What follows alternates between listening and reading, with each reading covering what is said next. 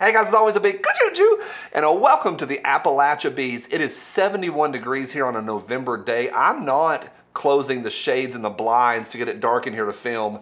I know that's going to look terrible back there. I can see it, but it's so nice out. I can't do it, so we'll see how the color is on this video. All right, I've got a question for the left. A lot of y'all have asked me to talk about the whole Hammer situation. And I wish it was about MC, but it's not. It's about David DePepe and the whole Pelosi situation. I'm going to talk just briefly about it, but maybe in a different area than you, or different direction than you might expect. Let me hear what y'all have to say. A little bit of a mess. A lot of mess out there in California, shockingly. Buckle up, here we go. Hey, this mess is brought to you by these folks, CMMG. I talk to you about them every single week.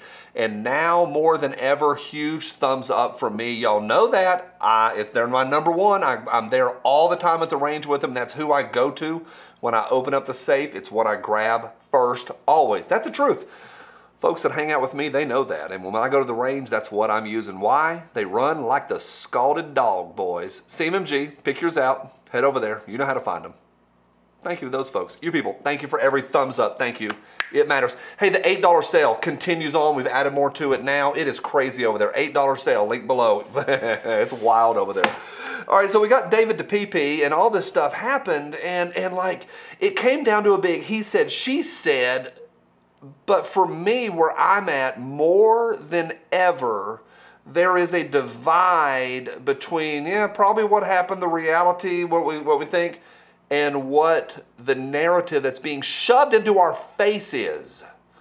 The media is holding to this one narrative, and the more stuff we get, the more it doesn't line up. There is a gap, a chasm, a bifurcation, if you will, between reality and what's being presented to us.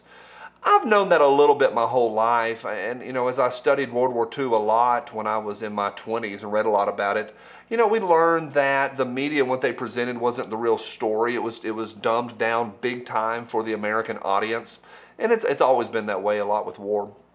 But a lot of what we call propaganda.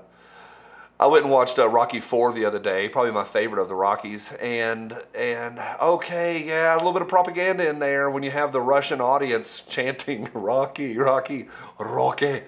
Yeah, okay, yeah, propaganda. I get that. I get all of that. But now we're at a place where the rubber's meeting the road, that it's not just some silly 80s movie that we had the shoved into our faces and force-fed our children this, people that weren't allowed to work, and yet the narrative and the science totally, completely separated.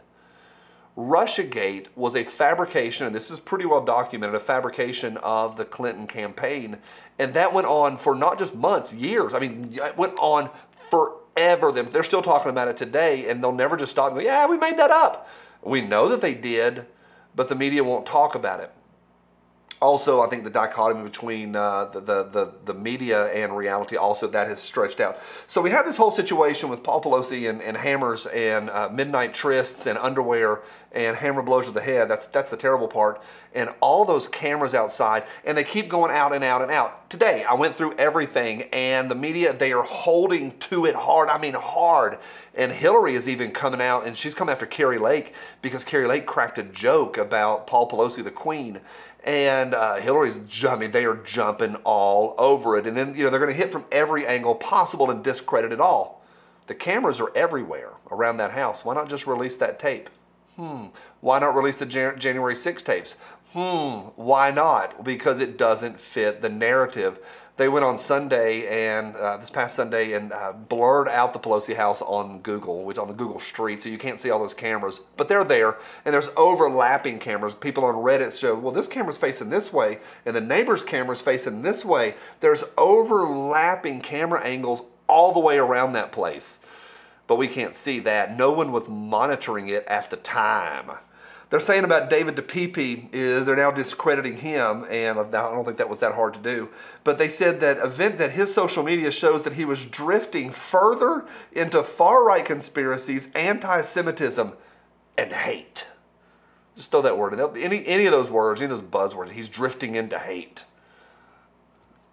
I hate squash. I've drifted into that a long time ago. Hate squash. Don't send it to me anyway in the post office. Don't do it, you people. They also were saying they moved from, okay, maybe he was out having this little tryst wearing his thong, Pelosi, you know, running around at 3 in the morning with a male prostitute.